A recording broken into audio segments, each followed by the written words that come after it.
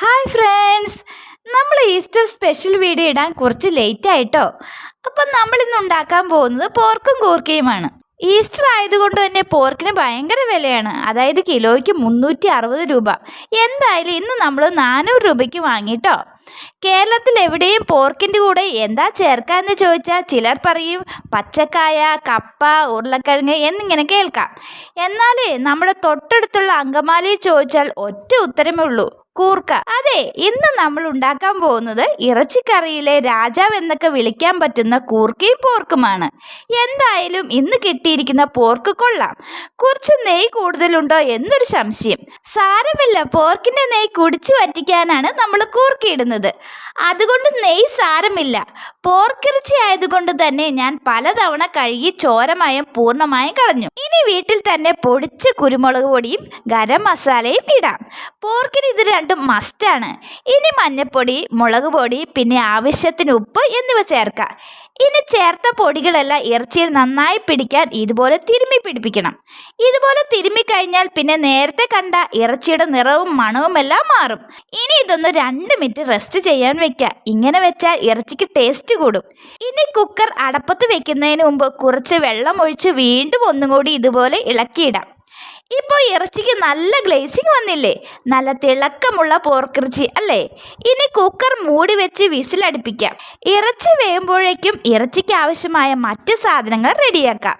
ഇതിൽ സവാളയും ഇഞ്ചിയും പിന്നെ പച്ചമുളകുമാണ് പ്രധാനപ്പെട്ടത്. ഇനി ഇതിൽ സവാള അരിഞ്ഞെടുക്കാം. എനിക്ക് ഇതുപോലെ കയ്യിൽ പിടിച്ച് അരിഞ്ഞാലേ തൃപ്തിയാകുള്ളൂ. സാധാരണ വീഡിയോയിൽ കാണിക്കാനായി മുട്ടിയിൽ വെച്ച് അരിഞ്ഞുണ്ടാക്കാറുണ്ടെങ്കിലും ഇന്ന് നമുക്ക് ഇതുപോലെ അരിയാം. സവാള ഇതുപോലെ ഞാൻ അരിയാൻ പഠിച്ചത് എൻ്റെ അമ്മയുടെ അമ്മ ചെയ്യുന്നത് കണ്ടിട്ടാണ്. അമ്മമ്മ വളരെ സ്പീഡിൽ, അതുമാത്രമല്ല എല്ലാം ഒരേപോലെ സവാള അരിയും. അന്ന് അതൊക്കെ കണ്ടു നിന്നാൽ മതിയായിരുന്നു. എന്നാൽ ഇന്ന് നമ്മളിത് സ്വന്തമായിട്ട് ചെയ്യണം.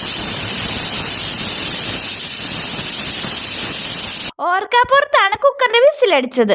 പോർക്കിറച്ചിക്ക് നല്ല നെയ്യുള്ളത് കൊണ്ട് തന്നെ ഗ്രേവി നന്നായിട്ടുണ്ടാകും.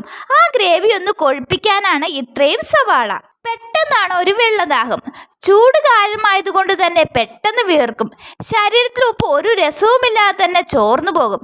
അതിന് പരിഹാരം ഇതേ ഉള്ളൂ. പണ്ട് കടകളിൽ ഉപ്പ് വെള്ളം കിട്ടും, ഇപ്പോൾ ഉപ്പ് സോഡയെ കിട്ടും.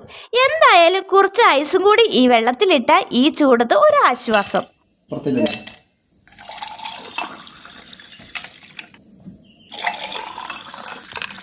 ഈ നാരങ്ങ വെള്ളം കുടിച്ചാൽ ഇനി ബാക്കി ജോലി ചെയ്യാൻ എനർജിയായി. ഇനി നമുക്ക് നമ്മുടെ ഇറച്ചിയുടെ കാര്യത്തിലേക്ക് കിടക്കാം. വിസിലടിച്ച് വെച്ചിരിക്കുന്ന ഇറച്ചി നന്നായിട്ട് വെന്തിട്ടുണ്ട് കേട്ടോ. ഞാൻ ഇവിടെ 4 വിസിലാണ് അടിച്ചിരിക്കുന്നത്.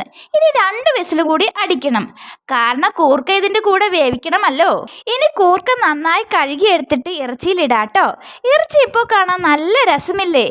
ഇനി ഇതും വേവിക്കാൻ നമുക്ക് ഗ്യാസിൽ വെക്കാം. അടുത്ത വിസിലടിക്കുമ്പോഴത്തേക്കും ഗ്രേവിക്ക് ആവശ്യമായ കാര്യങ്ങൾ റെഡിയാക്കാം.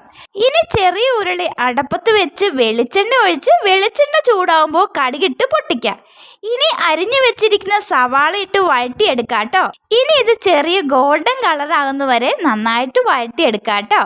ഇനി കുറച്ച് വേപ്പില കൂടി ഇടാം. വേപ്പില മൂത്ത് വരുമ്പോൾ കിച്ചൺ മുഴുവനും ഒരു പ്രത്യേക സുഗന്ധമാട്ടോ. ഇനി പൊടികളെല്ലാം ഇടാം. മുളക് പൊടിയും മഞ്ഞപ്പൊടിയും പിന്നെ കുറച്ച് ഗരം മസാലയും ഇടാം. ഇനി ഇത് സവാളയിലേക്ക് എല്ലാം ആവാൻ പാകത്തിന് ഇതുപോലെ ഇളക്കി കൊടുക്കാം കേട്ടോ. അപ്പോഴേക്കും നമ്മുടെ ഇറച്ചിയും കൂർക്കയും 2 വിസിലടിച്ച് റെഡി ആയിട്ടിരിപ്പുണ്ട്. ഇനി സവാളയിലേക്ക് നമ്മുടെ ഇറച്ചിയുടെ നെയ്യ് കുറച്ച് ഒഴിക്കാം കേട്ടോ.